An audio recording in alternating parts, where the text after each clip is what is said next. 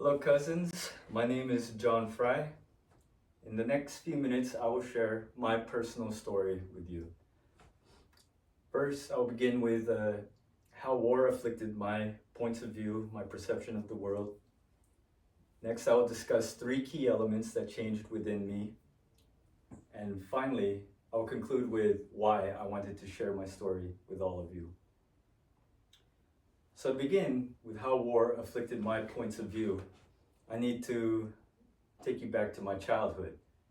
See, I was raised in a military family where things were very black and white. Hot or cold, good or bad.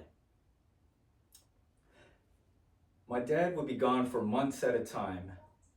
And I remember asking my mom, "Where is Dad?" She would tell us he's off fighting the bad guys. So in my head, my dad was a hero. He's a good guy. In addition to that, I used to watch way too many movies that personified or glorified war.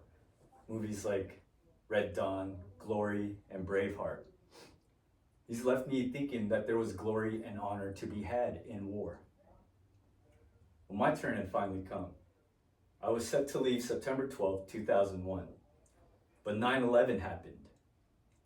This is messed up, but I remember thinking this was destiny. I was meant to find my honor and glory in this war.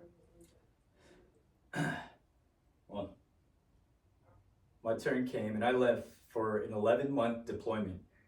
During that deployment, we passed through the Red Sea Canal, which is a very narrow channel of water.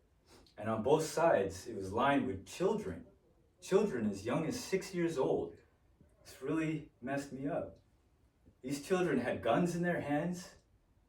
They were firing, shooting at us. They're flipping us off. And they were yelling very derogatory things, I could tell because of body language. But to me, children are at the very beginning of life. They're very precious and impressionable.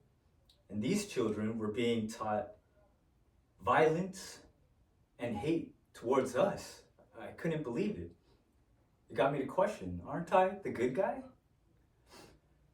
As you can imagine, my perception of the world began to shift and change.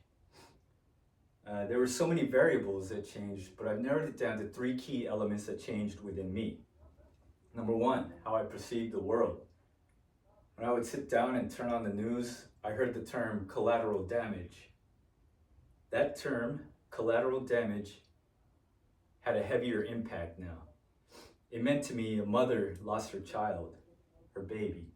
A child lost their parent. It meant families were destroyed.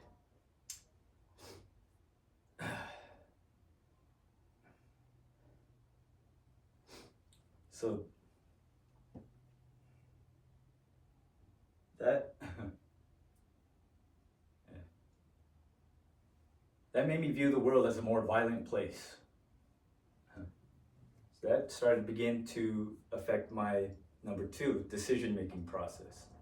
I began to focus only on the short-term benefits. I was focused solely on what would relieve me.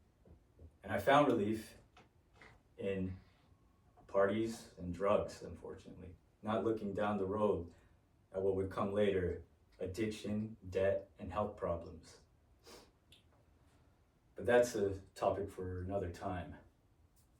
Those two simultaneously worked to affect number three, how I viewed myself. Because I partook in the war, I felt like I was a bad guy, and I felt unworthy of anything good that happened to me. All right.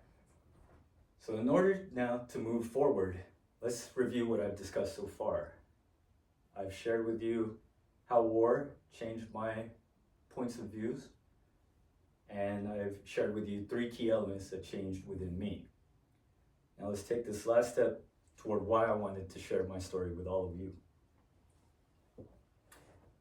I wanted to share my story with all of you in hopes that it shines a light on the darker aspects of war, and that you now weigh the impact of your choices, that you make a more informed decision.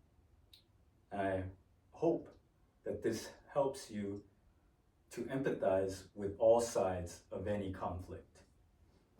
I wanted to share this story with all of you to unburden my soul. And this has helped me. The process of making this speech has helped me heal, saying these things out loud, writing it down. The healing helped me process my past, and now I can look clearly to the future. Finally, I wanted to share this story with all of you because I have hope. I hope none of you ever have to face the dark side of war. And I hope for generations to come, my son included, a future unmarred by war. Very good, man. Thank you. Thank you.